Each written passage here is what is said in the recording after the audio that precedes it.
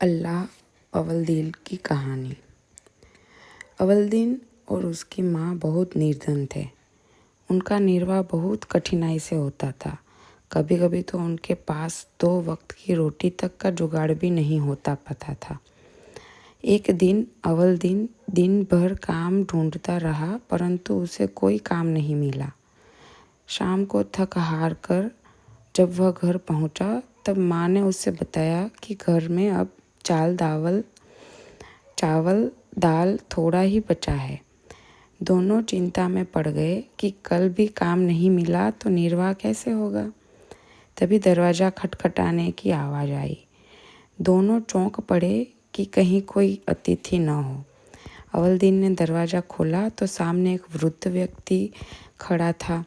वृद्ध ने पूछा, क्या मुस्तफ़ा दर्जी का घर यही है? अवलदीन ने कहा, जी हाँ, आप कौन हैं? मैं तुम्हारे पिता का भाई हूँ। कई वर्ष पहले मैं विदेश चला गया था, अभी अभी लौट रहा हूँ। उस वृद्ध ने कहा। तुम्हारे पिता कहाँ हैं? वृद्ध ने पूछा। अवलदीन की माँ ने उत्तर दिया, उनकी मौत तो कई वर्ष हो गए, बस यही एक बेटा है। घर की हालत भी बहुत ख़राब है। वृद्ध ने कहा, अब चिंता की कोई बात नहीं। बेटा अवलदीन, यह लो पैसे और बाजार से कुछ खाने को ले आओ। उस रात सबने पेट भरकर खाना खाया। सोने से पहले परस्पर बातचीत करते हुए मुस्तफ़ा के भाई ने कहा कि मैं पर्याप्त धन कमा कर आया हूँ और आपके साथ ही रहूँगा। हाँ, कल प्रातः अवलदीन को कुछ काम से बाहर ले जाऊँगा। हम लोग संध्या होने से पहले ही लौट आएंगे। वास्तव में वह मुस्तफ़ा का भाई नहीं था, एक जादूगर था। प्रातः होने से पर वह अवलदीन को शहर से बाहर एक जंगल में पहुंचा। वहाँ एक गुफा थी जिसका मुंह एक भारी पत्थर से बंधा था। दोनों ने मिलकर पत्थर को हटाया। वृद्ध ने भीतर एक रास्ता दिखाते हुए कहा, नीचे उतरकर सीधे अंदर चले जाओ। वहाँ एक दीपक पड़ा होगा, उसे उठा लाना। अवलदीन गुफा के भीतर चला गया। भीतर एक कोठरी थी जिसमें घुसते ही उसकी आंखें चौंक गई। वह आश्चर्यचकित हो इधर उधर देखने लगा।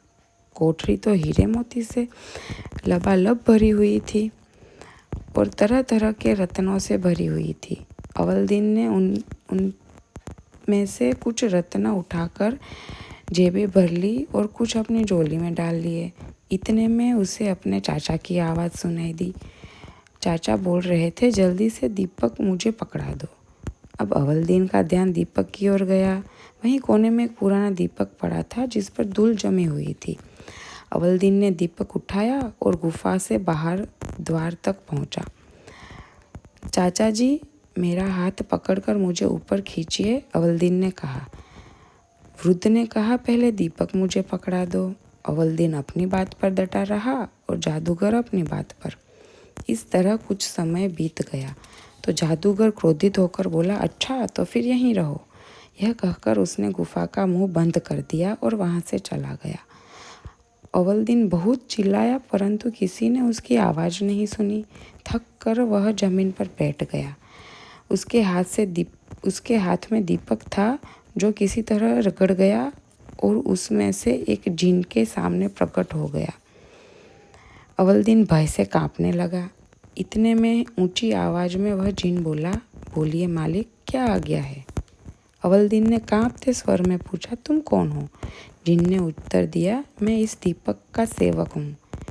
जिसके पास यह दीपक रहता है वही मेरा स्वामी होता है। अब अवलदीन की जान में जान आई। वह बोला, मुझे मेरे घर पहुंचा दो। जिन ने पलक झपकते ही अवलदीन को उसके घर पहुंचा दिया। अवलदीन ने जिन से कहकर एक बहुत बड़ा महल बनवाया और अपनी माँ के साथ उसमें सुख से रहने लगा।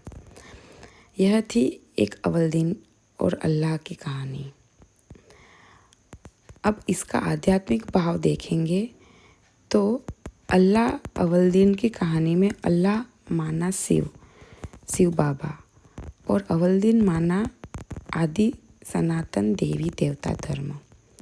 जैसे दिखाते हैं कि ठका करने से अवलदीन को राजाई मिल गई। ऐसे ही हम जब शिव बाबा को याद करते हैं तो शिव बाबा हमें सेकंड में वैकुंठ का मालिक बना देते हैं। यानी कि ठका करने से हम वैकुंठ का मालिक बन जाते हैं, यानी कि तुरंत ही वैकुंठ का मालिक बन जाते हैं शिव बाबा को याद करने से। अच्छा, यह था इस अल्लाह और अवलदीन के खेल की कहानी और उसका आध्यात्मिक भाव। ओम शांति।